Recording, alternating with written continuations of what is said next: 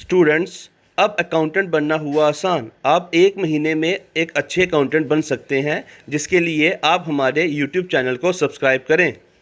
आपको टैली के कुछ क्वेश्चन समझना ज़रूरी है, जैसे what is tally ERP9। Tally ERP9 is accounting software for recording of business transaction.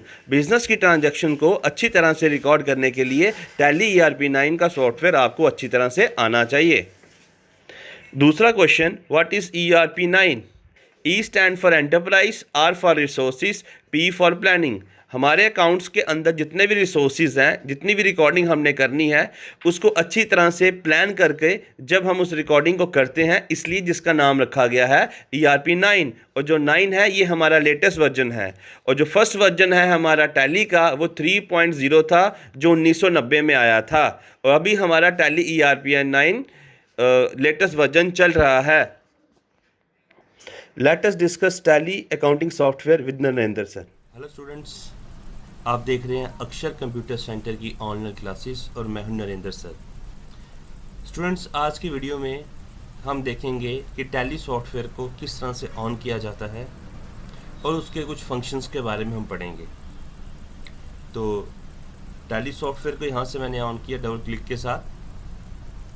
Double click के साथ जब टैली सॉफ्टवेयर ऑन हुआ तो आपकी कुछ इस तरह से स्क्रीन आएगी, जहाँ लिखा गया स्टार्टअप, कि टैली सॉफ्टवेयर को हम स्टार्ट कर रहे हैं और वो किस तरह से स्टार्ट किया जाएगा। यहाँ पर हमारे पास लिखा हुआ लाइसेंसिंग ऑपरेशन। एक्चुअली जो टैली का जो सॉफ्टवेयर है वो लाइसेंस वाइज भी होता है, और कुछ लोग ऐसे ही इंटरनेट से डाउनलोड कर लेते हैं। तो यहाँ लिखा जा रहा है, जिसके नीचे ए लिखा हुआ है, एक्टिवेट योर लाइसेंस। अगर तो आपने लाइसेंस वर्जन लिया हुआ है टैली का, अगर आपका सॉफ्टवेयर रजिस्टर्ड है तो आप अपने सॉफ्टवेयर को एक्टिव कर सकते हैं। दूसरा ये ऑप्शन हमारे पास यहाँ पर गिवन है, रीएक्टिवेट योर एग्जिस्टिंग लाइसेंस। अगर तो आपके पास कोई पुराना पहले का सॉफ्टवेयर पड़ा हुआ है, आप उसको भी रजिस्टर करके फिर से एक्टिव कर सकते हैं। Third option, get a rental licence. कुछ लोग जो होते हैं वो सॉफ्टवेयर को ख़रीदना नहीं चाहते, वो 2 महीने के लिए, 4 महीने के लिए, 6 महीने के लिए सॉफ्टवेयर को सिर्फ इस्तेमाल करना चाहते हैं, तो वो रेंटल बेसिस के ऊपर सॉफ्टवेयर को भी ले सकते हैं। Next, configure existing licence. अगर आपके पास कोई आपका पहले का सॉफ्टवेयर पड़ा हुआ है, आप उसको भी कॉन्फ़िगर कर सकते हैं, आप उसको भी इस्तेमाल कर सकते हैं, आप उसको भी यूज़ कर सकते हैं, लेकिन आपको हमेशा अपने सॉफ्टवेयर को हमेशा अपडेटेड रखना है। ठीक है, तो कॉन्फ़िगर करने के बाद आपने इसको आगे अपडेट भी करना है। Next, login as remote user.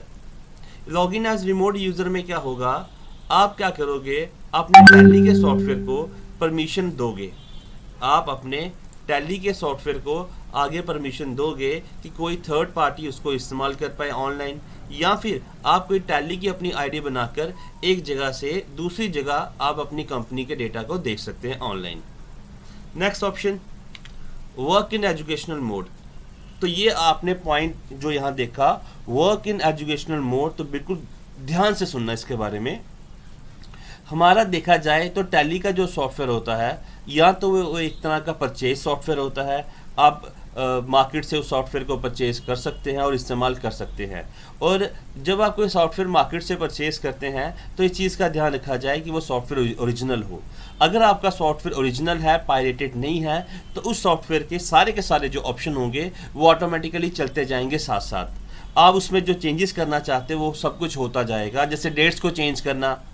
ठीक है, तो बहुत सारे ऐसे ऑप्शन होंगे जो अगर आपका दूसरा सॉफ्टवेयर अगर हम देखें जो आप एजुकेशनल मोड में लिया होगा, एजुकेशनल मोड में क्या होगा, आपका जो सॉफ्टवेयर होगा चलेगा तो वो सेम ओरिजिनल सॉफ्टवेयर की तरह ही, जो हमारा नॉर्मल वे से जितना भी हम कामकाज करते हैं वो सॉफ्टवेयर चलेगा तो वैसा ही, लेकिन कुछ ऑप्शंस होंगे वो आपके नहीं चलेंगे, क्योंकि फ्री ऑफ कॉस्ट आपको सॉफ्टवेयर मिलता है। तभी तो इसका नाम रखा जा रहा है work in educational mode. Work in educational mode का मतलब क्या होगा, सिर्फ आपने सीखने के लिए इस सॉफ्टवेयर को इस्तेमाल करना है। समझ आ रहा है आपको, ये कोई टेंशन तो नहीं इसमें।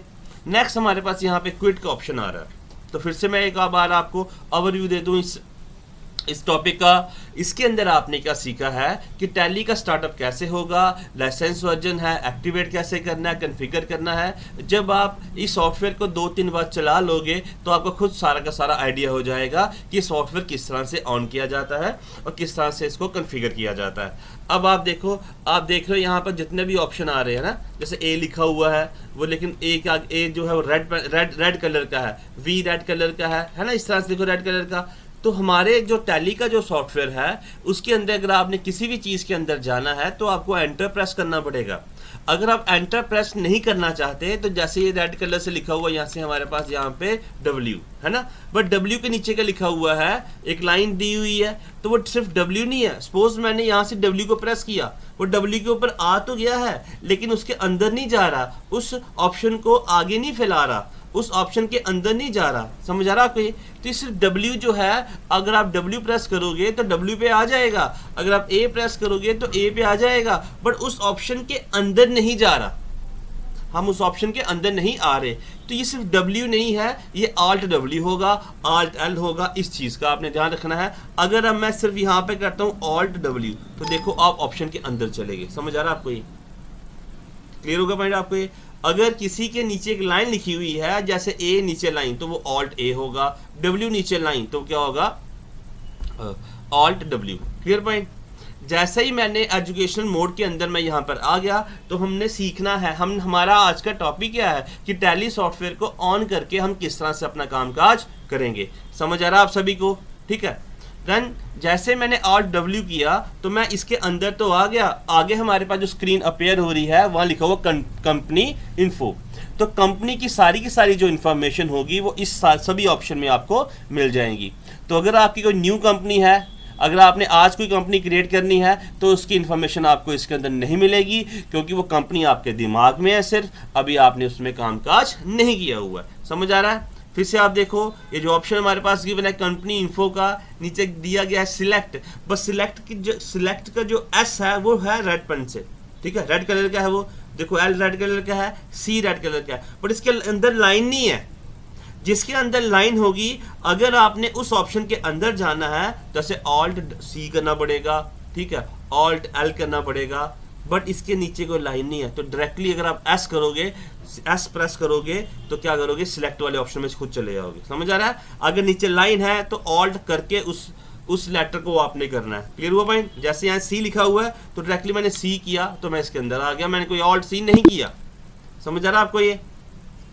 ठीक है। तो अगर आपने इस सॉफ्टवेयर को आगे और तक चलाते जाना है, ठीक है, नेक्स्ट स्टेप पे आना है, नेक्स्ट वाले पॉइंट के ऊपर अगर आपने आना है तो आपको क्या करना पड़ेगा, आपको एंटर करना पड़ेगा। और लेकिन अगर आपने वापस जाना है तो आपको एस्केप करना पड़ेगा कीबोर्ड से। Clear point? ठीक है। आई होप आज का आपको थोड़ा सा जो वीडियो मैंने दिया वो आपको समझ आया है। 1-2 बार जब आप इसको प्रैक्टिस करोगे तो आपको खुद पता चल जाएगा कि ऑप्शन को कैसे इस्तेमाल करना है। Thank you so much.